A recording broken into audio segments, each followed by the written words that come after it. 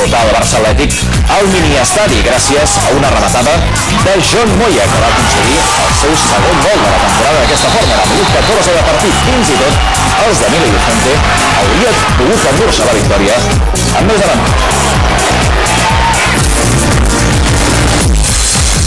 Aquí deberíamos sacar muchos puntos. Ha habido jornadas porque por circunstancias hemos perdido aquí, en la zona del Denia jugamos con 10 hombres casi todo el partido y bueno, esto es lo que te digo, que nos han metido un gol, se han metido un poquito atrás y nos ha costado mucho. Pero bueno, yo creo que tampoco nos tenemos que preocupar tanto por esto, sobre todo sacando puntos, intentar sacar puntos fuera y yo creo que aquí los resultados van a venir. Tenim 15 punts i estem tot just a un terç del que necessitem per salvar-nos. No falta molt, però jo crec que els jugadors que tenen ofici i sobretot s'ha fet un grup humà molt fort i això ens fa ser optimistes de cara a un futur, però hem d'anar partit a partit.